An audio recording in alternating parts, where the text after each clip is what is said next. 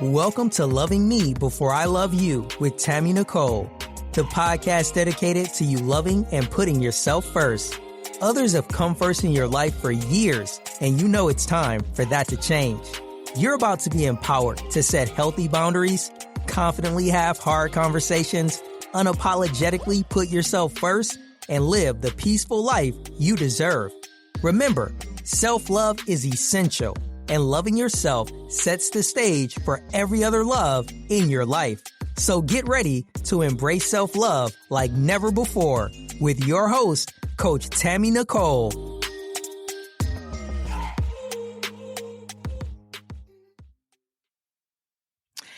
Hello, it is Transformation Tuesday over at Loving Me Before I Love You. And like we do every week, we're going to have an amazing topic, and we have entered the month of June, and I've dedicated this entire month to dads. And so today's episode would be focused on fathers and mental health. So I want you to picture this. A father wakes up before sunrise, gets dressed for work, and moves throughout his day, carrying the weight of his responsibilities. That's his family, his career, his past, and his unspoken struggles. He provides, he protects, but when it comes to expressing his emotions, he stays silent. Not because he doesn't feel, but because he's been conditioned to believe that showing vulnerability makes him weak. How many men in our lives are living this way? Fathers who love deeply but suffer in silence because they were never given permission to say, I'm struggling or I need help. We're going to break that silence today in this episode because we're talking fathers and mental health, breaking the silence. We're having an open and honest conversation about the unseen battles many fathers face, the stigma around men's mental health, and why emotional well-being isn't just important for us women, but it's also important for men. Not only is it important, it's crucial for the families that they lead. So if you're a father, if you love a father, or if you simply want to be a part of a change conversation, this is for you. I do have a guest with me. I have Mr. Paul Green. He is a dad. He is a dad to one son. He is also a leader in his community. And I am so excited that he decided to join me on this episode because we are going to break the silence. Welcome to the show, Paul. Hey, how you doing? I am great. How are you? Good. That was an amazing intro. Applaud to you for that. Thank you. Thank you. But it's the truth, right? I think we all know that men, or shall I really say boys who become men, were taught in their boyhood to not be emotional, right? You fall on the ground, you know, it's shake it off. Don't you cry about it. You know, you get into a scuffle with a friend, shake it off. Don't you cry about it. It's like everything is a stop in the path of emotions being shared or experienced. And so then they grow up to be men who do the same thing, right? Don't share how they feel. They just kind of bottle it up, deal with it privately. I always wonder, and you can definitely answer this question for me, do men actually express real emotional feelings amongst each other and hide it from us ladies? Or are they really wholeheartedly keeping it silent? I think it just really depends on your circle of friends, right? Depending on your circle of friends, you know who you can be quote unquote vulnerable with, you know, and that's even, I don't even really want to use the word vulnerable, but it's kind of what you're doing when you're entrusting someone, which for Black men it comes off mostly as a weakness when you're sharing your emotions. You know what I mean? So it depends on what your circle is and who you have that you trust in that. I have a great group of friends. You know, I have a lot of associates, but I do have a great group of friends. I'm friends with 4 men that I've known since like early childhood, you know, and we are able to share some of the things we go to. Some I'm closer to than others of the, you know, the 3. So there's different conversations, you know. But it's all about your circle and how you feel about that, whether you're able to open up and share. But what you said is true. You know, when you doing that, you sometimes have to put on that armor. Mm-hmm. And for those men who don't have that group of friends, yeah, I believe they're suffering in silence. Absolutely. So when I think about the subject as a whole, right? When I think about mental health as a whole and how men's mental health seems to always be on the back burner simply because they are less emotional. I won't say that they lack emotion because they all have it. They are just less expressive of the emotions outside of, I would say, relationship type emotions, the I love yous, the mushy stuff. They may be willing to share those things with the ones that they're dealing with or engage with from that perspective. But the struggle, the anxiety, the depressions, the, fears, fear, it to me is a big one that most men don't ever share because it's like, you're not supposed to be afraid of nothing.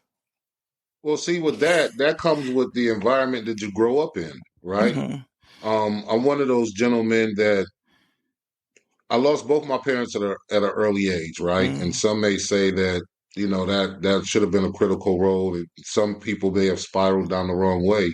Mm-hmm. However, I thank God for my mom that she had a tight family network. So I've always grown up, even moving from household to household with different aunts, my grandparents. I've always grown up seeing a two-parent household.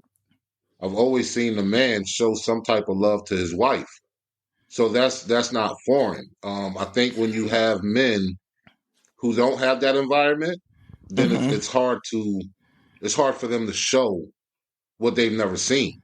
Mm-hmm. So when you talk about men who don't know how to show it or express it, Right. I think sometimes you got to dial back to find out what their environment was. A lot of times when we get into dating, we look at surface level stuff. We don't really peel back the layers to say, hey, what was your environment growing up? Because right there, you can kind of know if that person is a match for you or not. If their environment doesn't mirror what your environment was, Mm-hmm. then you guys have got a level of understanding that you're not even equally yoked on yet. You got to be, there's got to be and I'm not saying get rid of the guy or the girl, but there's a conversation to be had so that you both understand each other with the way you move. Yeah. How easy is it to get a man to open up? So, and I want to say this. I used the word vulnerability in my intro storyline, but I have recently, I don't want to say taken that word out of category, but I like to use the word visibility in place of vulnerability simply because vulnerability has such a negative connotation to it. Like it's like opening yourself up to dangerous conditions. And it's like, that's not really the intent behind people saying be vulnerable. The intent is saying be visible, be open, be, willing to share and be seen. Right? Like Yeah. that's really what we're looking for. So when it comes to men, how easy is it, or what is the process that you guys go through? And I know every man is not the same. Before y'all get in my comments saying everybody ain't the same, we know that. Okay. I am really speaking from a general standpoint this entire conversation.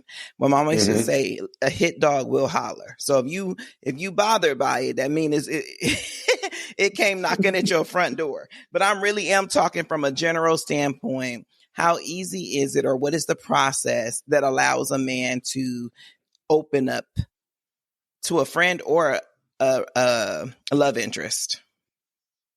To let's go with love interest first, right?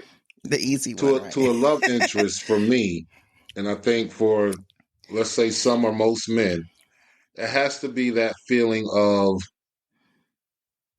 security. As Mm, much as women use the word, they want to feel feel secure, safe. right? Men want to feel like that's a safe place, you know. where it won't be thrown back in their faces when they do share. Because sometimes, depending on the relationship, you might let out something and you get guys get into a heated debate, and now it's thrown back up. So now I know that this is no longer a safe space. I'm just speaking from a man's point of view. Now I know that this is no longer a safe space. Whatever I wanted to share, that's dead. Because I can't share nothing else with you because I know it's gonna come back. So you only get one time. You only get one time. That's what you said. Listen. Ladies, y'all only get one time. Listen, Don't mess it up. Me. I'm talking about for me, and I'm growing. I'm still growing as a man. I'm just messing. From a friend standpoint, I would almost say it's the same thing, but the difference there is, right? If with my friend or my colleague that's a male, if he goes running his mouth about my personal business, then that could lead to, something physical. I could put my hands on you. Altercations. I'm trying to stay away from the word, but yeah. So now, but you can have female friends, right? Yeah, and I do. I have a few close female friends. And they call me to the carpet with some of my nonsense that I go through in life. Okay. Yeah. And it's important that I think both sexes have that in their corner. You need a good male friend if you're a woman, one that ain't just laying in the cut waiting for that opening. And you got to know that they're not that, right? But it's hard to know. And I know that's so way off subject, and we're not here talking about relationships and stuff like that, but you just opened up that door for a quick second. That is a hard thing to know, because if you talk to the mass majority of men, they say they're always in wait. They may not move on the first time. They may not move on the first time. They may not move on that second, but they are always in wait. They just want you to be so done with everybody else or trying to find somebody else before they slide in. Yeah, but see with that, right? Mm-hmm. There's a caveat to that. So the caveat to that is, if we are truly friends, right? Sometimes the more I get to know about you, I'm really turned off in that aspect of you. Like because all men, and I'm going to say all men, all men have a level of competitiveness in them, right? Okay. So if I see you dating on a lower level than I think I'm on, that's good. Then you ain't ready for me, and you probably will never be ready for me. Now that's me building my ego up, right? And don't be bad at it. I'm just saying, you dating these bums, right? Man. And they dogging you out, and you allowing them to dog you out. So you don't find yourself to want to be the savior of her in that space. Basically, to come build her up, let her know that she's dating below the bar. Not directly, right? Because you got to be careful with women. So not directly. That's my point. Well, you'll throw a phrase that, hey, listen, you better than that, right? You deserve more. Mm-hmm. You can do better than that. Mm-hmm. It ain't for me to keep, because I don't know what you really seeing in this other guy. I'm not a woman to see what women see in men. Mm-hmm. So I can't say whether you right or wrong for going down that path. So it may be something that I'm lacking that you see in this other guy. But to me, man to man, he doesn't measure up for what I think you may deserve. You know what I'm saying? And I'm talking about some of my female friends. Got you. I got it. Now, y'all know we took a little tangent, but you'll be all right. Y'all probably learned something in that. Because it still low-key goes back to men and their mental health and how they kind of like see themselves and how then they turn around and interact with other people. And mainly women, because this is what we talk about today. Like it is what it is, right? As a dad, though, how do traditional expectations of masculinity shape the way you handle stress and emotions? Well, you want to always be strong in front of your child, right? And I can only speak from the standpoint of a dad of a young man. Okay. Right. So it's because I don't have daughters. I have nieces and stuff. But as a dad of a son, you have to walk in a certain strength because you want them to have that in them. You know, I think my son may have only seen me. He's 22. He may have only seen me cry once or twice, and that's been at funerals. It's something that's really, yeah. But to like, dad is breaking down over a bad day, never. And why? You know why? Yeah. Why do you feel? Because it almost, and I'm not saying this is what you intended, but the never came out like I wish I would. That's what. Now you know. I mean, we keep it 100 around here. You know what I mean? That's fine. That never came out like I wish I would. Like almost like if you see me do that, you better pull me to the side and say, "What you doing?" Well, it's two reasons for that, right?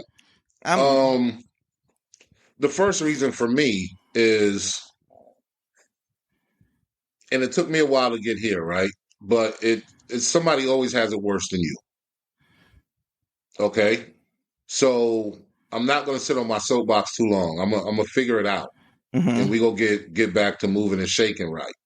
The longer you sit in something that's bothering you, the longer it's going to bother you, right? So now I have shared with my son where, hey, because we talk daily. He'll call me, Dad, what's up? How you doing? Hey, man, it's been a rough one today. Okay. You know, do you want to talk about it? Sometimes we'll talk about it. Sometimes we won't. But it's never, unless it's a tremendous loss that's close to my heart. Yeah, I'm not crying over it. I'm gonna figure it out. And I don't know if that's been detrimental to him or not. You know, what I cherish about our relationship is that it's very open, the communication side of it. Okay. And we can talk about anything under the sun, you know. And going back to one part that you mentioned earlier, one thing that I've always done with my son is we close every conversation with "I love you." Okay. You know, to me, that's always been important, is for him to know that, hey, yeah, this man over here, your dad, yeah, he loves you. And you're going to hear it. You're not going to ever have to wonder if my dad loves me or not. That's awesome. That's awesome. Because a lot of kids don't get it. Right. Right. I think, and this is just my opinion based upon the interactions that I've had I've been in mental health 20 plus years now. And my experience is that because men don't get true affection, true emotional exposure and expression when it comes to them expressing their emotions beyond their significant other, it's a lot lackluster or non-existent. Sometimes, I'm not saying all the time, sometimes it's there, you know, and I always applaud men that can do it and can express love to their children and let their children know that it's an okay thing to do and that you don't have to wonder if I actually love you. So I applaud that because it's a lot of kids that don't ever have that experience. You hear stories all the time where, oh man, my mama didn't hug me. My daddy didn't hug, you know, everybody was so busy just trying to make ends meet. Right. That they didn't have time to, you know, sit, coddle, or express how they felt about us. You just, you know, if you're doing good, great. You heard about it when you was doing the wrong thing. You didn't hear too much when you were doing the right thing. Yeah. So I, again, applaud you from that perspective because it's not the norm. No, but I mean, that's almost typical for our culture though, right? Yep. Is to, I guess, just to try to keep the child on the straight and narrow, right? I mean, if we get into it, we have so much going against us, unfortunately, right? Yep. I mean, and we've seen certain videos. I'm sure you've seen it where we're already 5 steps behind, where they're 10 steps ahead, right? And that's from the starting line, you know. So we have so much that we need to protect our children from. We got to protect ourselves, and unfortunately, when a lot of us get home, you just need a minute to like Breathe. breathe, right? But when you're in a family and you got that family structure, Yeah. sometimes you can't breathe.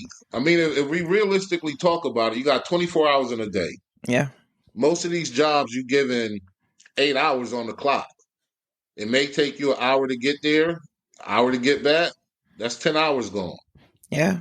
You know, depending on how many kids you got to try to spread that remaining few hours away, and now you got to go to sleep. Yeah.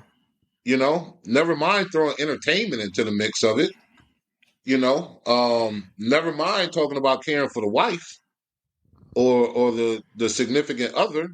However, Yeah. you know your situation is. Right. Time is spread thin, so I would encourage, because for me, in raising my son at a younger age, I'm divorced now, but when I was married, it was so much about being that provider, that protector, that I did miss significant time.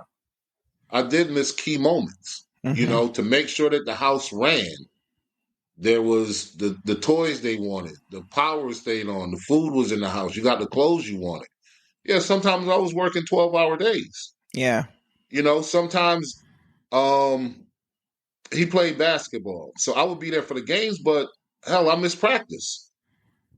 You know, maybe he needed me there for practice. Right. You know, and that's some of the things that he shared later in life that, hey man, I know what you were doing and why. At some point, you know, early in life, especially after me and his mother got divorced, he shared with me last night that for a year he was mad at me, Mm.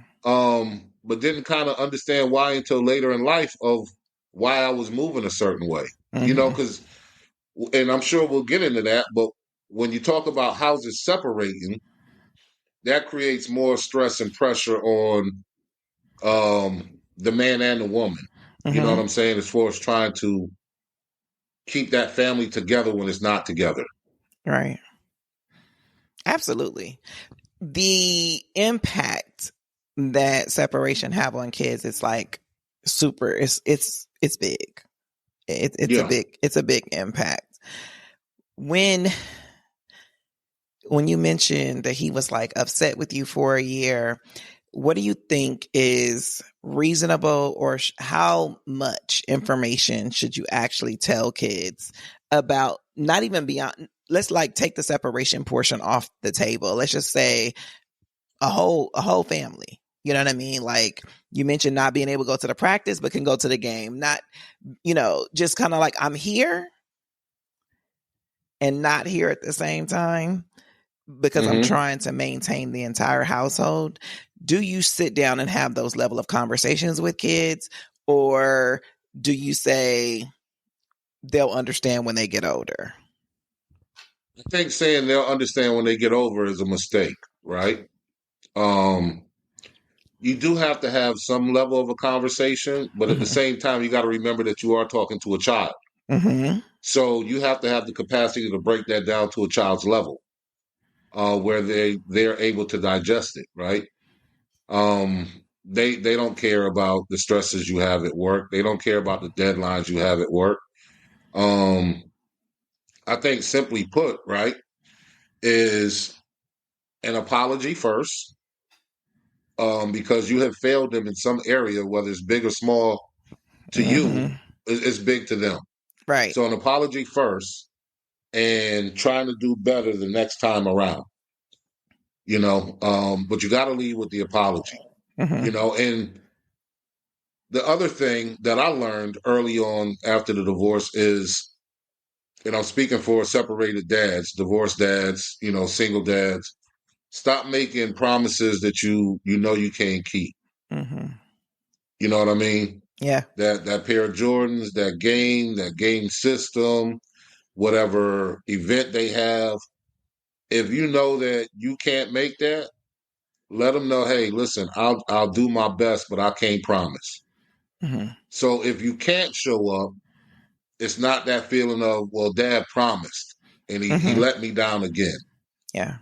You know, and then try to have some type of communication where if you know you can't make it, you let them know ahead of time. You know, don't have them because they have a certain excitement. Then they go through, it's a roller coaster of emotions during that time of them expecting you to show up and you don't show up. Absolutely. Absolutely. Yeah.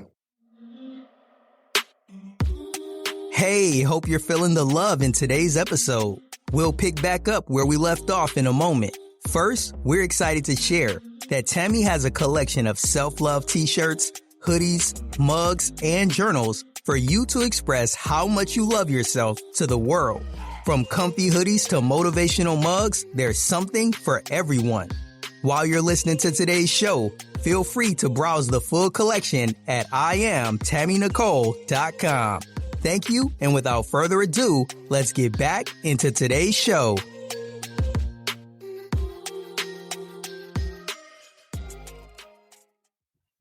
I think a lot of times we desire to give them the world, but I always say we should stop that as parents, period. Like, you can't give them the world.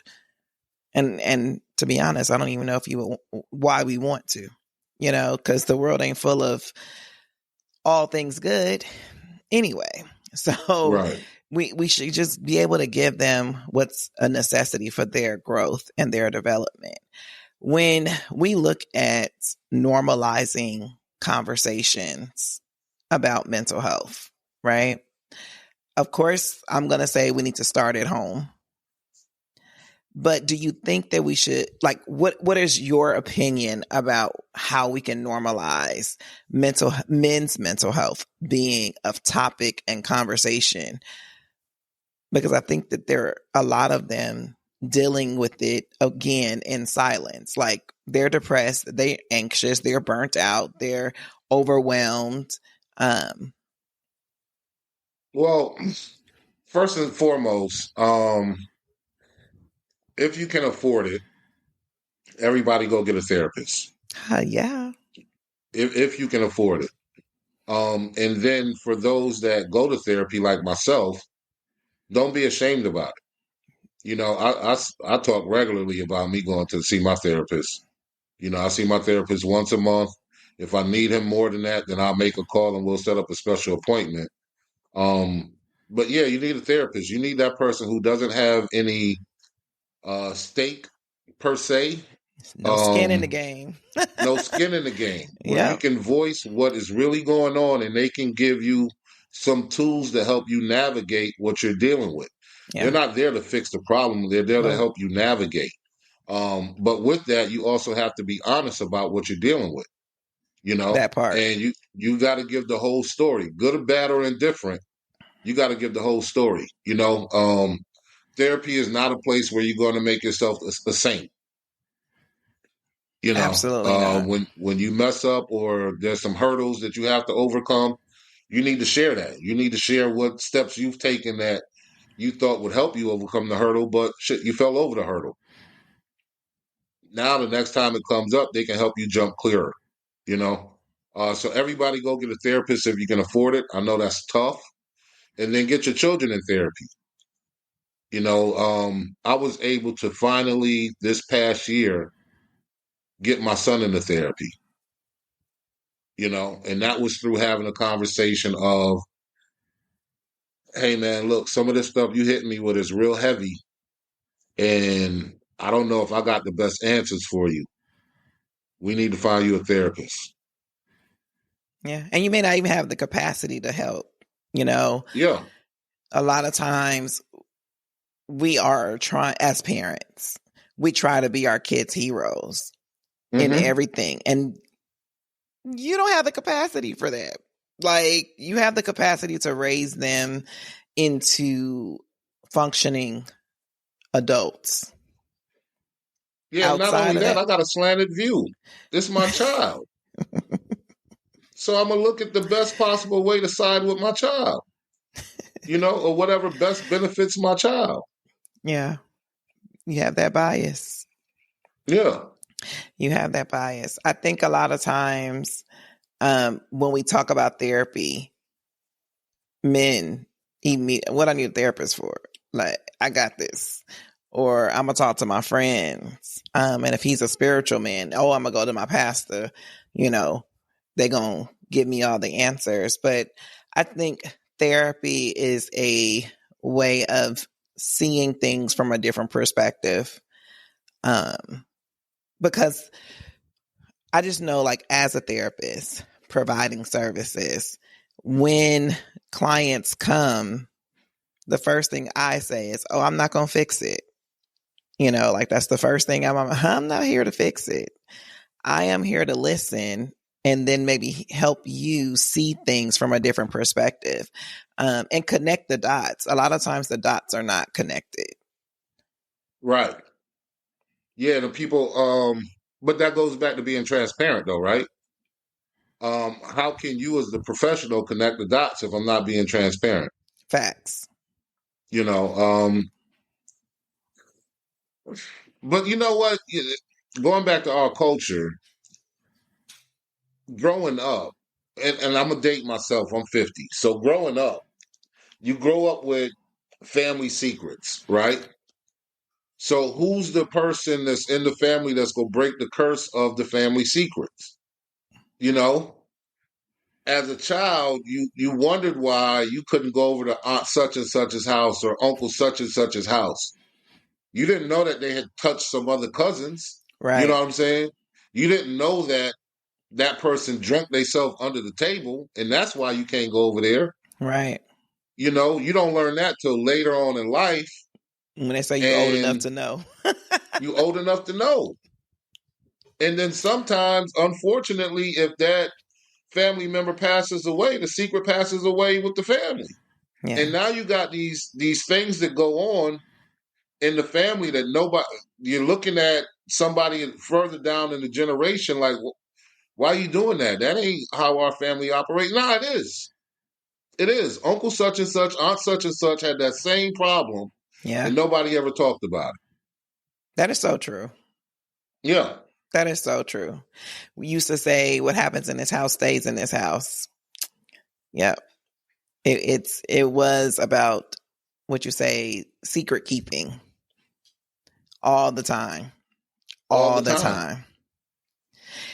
How do you, as a dad, as a man, what does self-care look like? Self-care.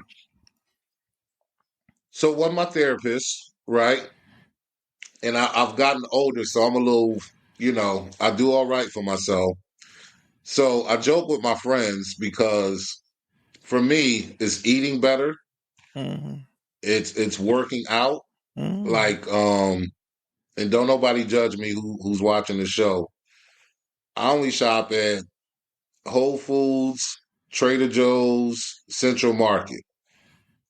And I'm going to travel for my food. You know what I mean? I've recently moved to an area in Dallas where it's more of us, but the downside is it's a food desert.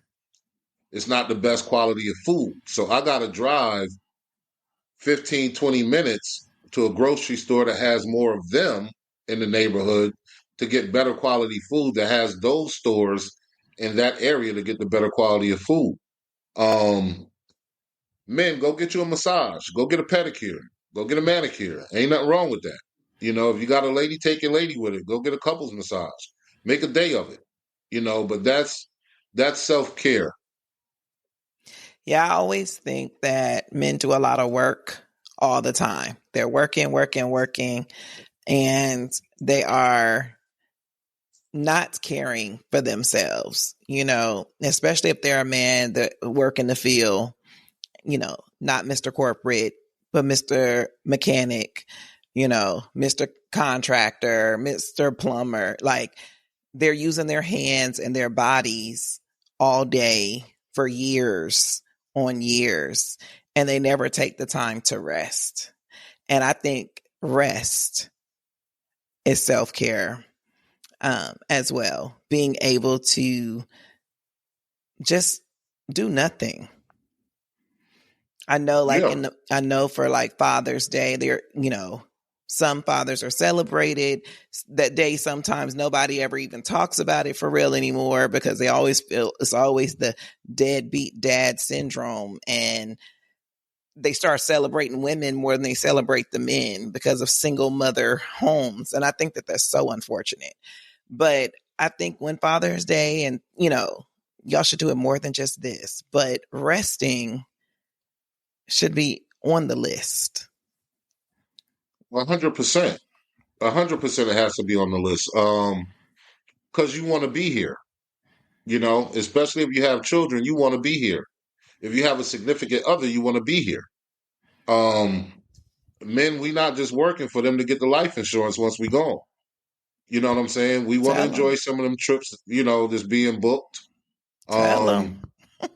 You just want to enjoy your partner, your spouse, your child. You want to be able to enjoy all those moments. And if we're fortunate enough, we want to be able to enjoy our grandkids. Yeah. So the only way to get that is proper rest. Absolutely. Absolutely. But I am glad that you're encouraging self-care. And I love your self-care options.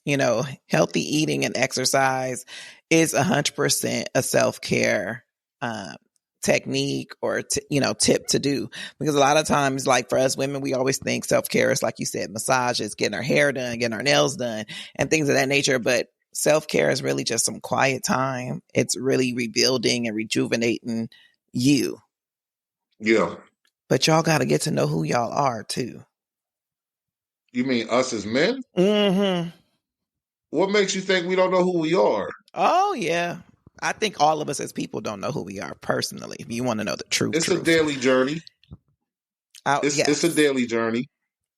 Yes. Yeah. So I definitely want to know how, I don't want to say how much, but on average, right? We talking about mental health. We're talking about, being aware of our emotions and things of that nature. How much does self-awareness and being knowing you play a part in that? I think the first step of getting to know you is having a sense of accountability. You got to be able to have a sense of accountability to know right and wrong. You got to have a moral compass, a moral standard. You need to read. You need to stretch yourself. Put yourself in some uncomfortable situations to get to know more about how you would respond, how you would react, how you would move in those situations. The best way to grow is to be uncomfortable, right? Ooh, If you want to be stagnant and complacent with where you are, then keep doing the same thing. Only way to get change is to do something different. Be okay with failing. You got to see how you respond to failing. Most successful people have failed numerous times. You only hear about the success. They don't really talk about the failures. The brave ones will talk about the failures, but everybody that's successful has failed at something, at some things. Absolutely. Because that's the only way you really learn, to be honest. If you jumped out the boat immediately doing everything right and everything worked, you would not be able to tell you nothing. Right. There would be no kind of oh, if you did this, it would make it easier. Nobody would ever listen to that because I've been doing this way this long with no problems. We're going to keep this truck going this direction. Mm-hmm. You know what I mean? So failure does allow you to grow. It allows you to learn a little bit more and see things from a different perspective at 100%. Yeah. So how can we shift the narrative for dads and men in general when it comes to mental health and fatherhood? I think we're on track of starting to shift the narrative. Going back to what you be present as a dad, be present. Find that way. There's a lot of dads out there that didn't ask to be dads, and that's unfortunate. No, I mean, we having a conversation or no? Yes. Okay. Absolutely. I was just, right. You just slapped some people on, that was good. Mm-hmm. Yeah, but that's conversations that have to be had. And we don't have them. We don't Yeah, have them. and You if this guy is telling you he don't want to be a dad, you can't make him be a dad. You got to know that you're going down that path alone, and that's unfortunate for the child, right? Mhm. But as you as a mother, your body, your choice, you make the ultimate decision. Mm. You know what that comes with. Now, if the person has voiced that they don't want to be a dad, you don't have the right to beat them up for being a dad. They're not a deadbeat dad. They told you they don't want to be a dad. So here he go, y'all. He done said something else was about to make me segue for 2 seconds. Just 2 seconds. Though he told her he did not want to be a dad, you still think he don't have any responsibility in being a father because he stayed to make it happen? No, I never said that he doesn't have any Oh, okay. responsibility. Oh. He does have a responsibility, right? But Mm-hmm. that's when we go back to talking about your moral compass and accountability, Okay. right? Because if I don't see how you can have somebody walk in this earth with half With your your DNA DNA. and not want to know what's going on with them. Yeah, don't and not Now feel a certain that's a way. special Mm-hmm. animal, and I'm gonna call it an animal. That's a special animal to not care about what half of them is doing in this world, Yeah. how they're surviving. But hey, they exist, right? And it's a number of reasons why they may exist. You know, it may be that if we can talk, it may be that one night that wasn't supposed to go nowhere. Mm. It may have been that drunken night that shit you didn't know. You know, Mm-hmm. these are I'm gonna throw up air quotes excuses that a lot of men find themselves in, or Mm-hmm. situations that they find themselves in, and don't know how to navigate in it, rather than just standing in it and owning up to, hey, I made a mistake, and now I got to be accountable for the mistake I made. Mm-hmm. But I think for those that are involved, the way to change the narrative is to be present. Stop being petty. Stop worrying about the picture that's being painted for you. Your actions will overpaint that picture that somebody's trying to tell about you anytime. You know, so you have to be actionable about it, Mm-hmm. and that's the way to change the narrative. You touched on Father's Day and how a lot of women will kind of give themselves credit, or their friends will jump on the post and give them credit for being the dad per se. But Mm-hmm. last time I checked, They can never be yeah, that you're not the dad, and you don't even have the anatomy to to do be the so. dad. Mm-hmm. You know what I mean? But you know, sometimes you got to let people have certain things that make themselves feel good. You know what I mean? Why not just be the super mom? You want an extra day? Let's call it Super Mom Day. You got Yeah. moms, and then you got Super Mom days, but you Yeah. don't have to take The the Father's Father's Day. Day away. Yeah. Yeah. I actually agree with that. And recently I've been struggling with the whole single mom term, and single dad term, because yes, we are single by statute of relationship, right? But you're simply a mother. You know what I mean? Like, you're simply a dad. Why does the status of your relationship have to be present in front of your term? I don't walk Well, we around, if I'm married, saying I'm a two parent mom, or you know what I mean? Like I don't walk around saying that. So to apply emphasis on the fact that I may be single in relationship status, to me, why do we need to do that? we've allowed society to place labels, and we've accepted the labels without any pushback. Mm, And that's why this happens, and that's why it continues to happen and goes on. The moment we start pushing back, I mean, if you ask me, I think there should be a uh, a limitation on divorce status. It's a lot of statuses that we just need to throw in the trash, right? If you've been divorced and you haven't remarried or anything, after 3 years, throw that in the trash. Because why do I have to still claim this person? This person, if they remarried, they not still writing in divorce. Well, I got to write in divorce. You oh, know I what I don't. mean? It's single. But it's I do not. it's a lot of these things that, they've kind of conditioned us because it's a box that you have to check. Yeah. And by you literally having to check that box, you now carry that title. Yeah. So we just need to stop pushing back on it. When that box come across any application, is what is my status in this very moment? I am single. Yeah. Period. I'm with you. I'm single, and when they ask about race, I always choose other. That's just me. I mean, why is that important? It's because it's not.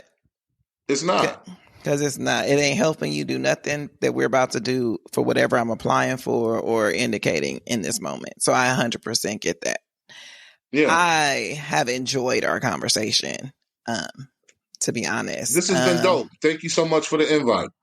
Because I do think we need to tell and talk to more men, encourage more mental health conversations around men and dads, because you do have to impart on children that are growing up. So having healthy conversation, having the open conversation of like being able to let your hair down and let your guards down and be able to express the emotions that you actually feel, I think is super, super, super important. And I love the fact that you promote therapy because it's important.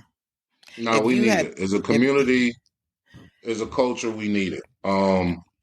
Fathers, find whatever group you have in your community to be around other fathers, because we're all experiencing different things.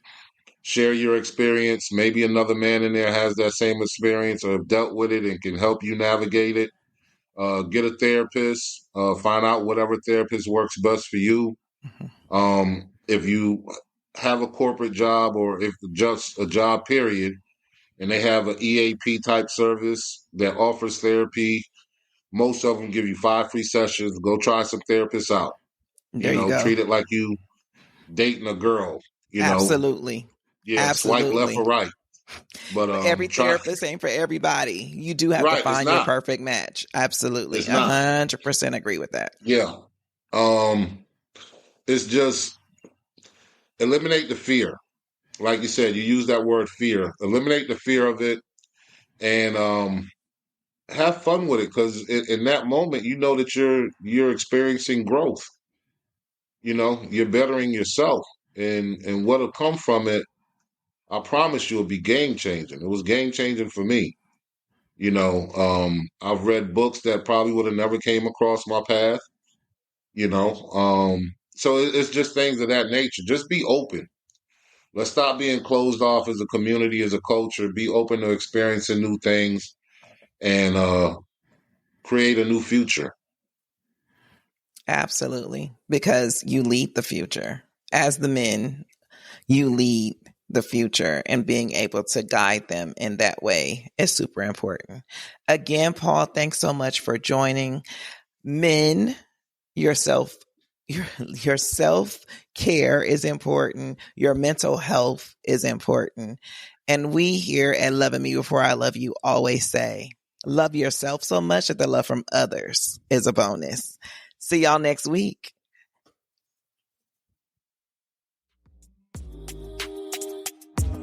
That's a wrap on another episode of Loving Me Before I Love You.